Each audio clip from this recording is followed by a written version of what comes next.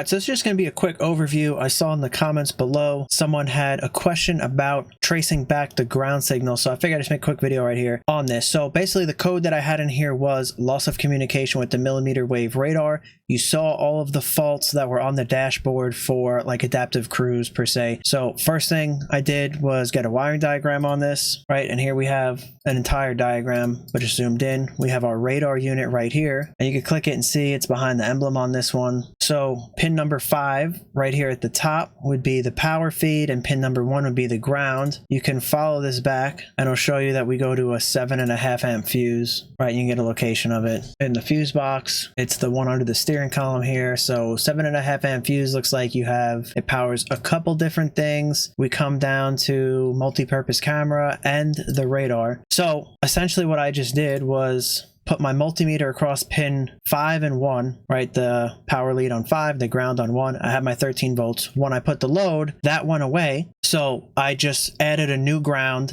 and everything worked. My voltage came back and it lit a 1157 bulb. So that told me there was something wrong on the ground circuit. If it didn't, I would do the opposite then. I would have disconnected my power lead and I would have put it on power just to make sure the ground could hold a load. And then I would have been looking for an issue on this power feed right here, potentially a blown fuse or something else.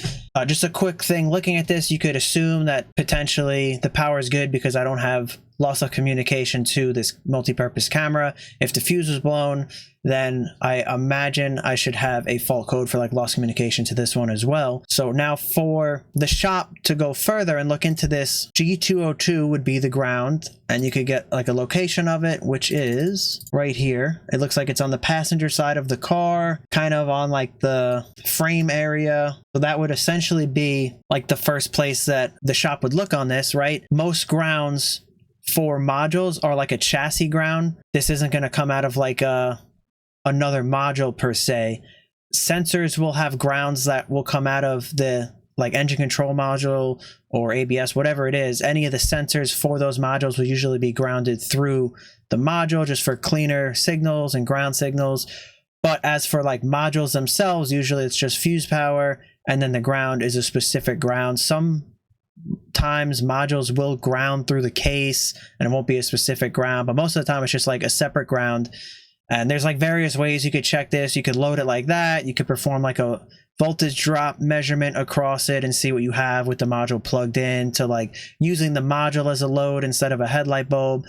So there's many different ways you could do it. This is just the way that I do it. So for this G202, essentially you'd want to get to it, right? And you'd want to check for if there's any corrosion. If you have any corrosion like this, any type of connection issue, maybe someone like put a ground over paint, didn't clean it, you know, whatever you found, you would essentially want to clean it up, give it like a nice, clean the paint, make it nice, and then there's like things you could put over it to prevent like further corrosion and rust.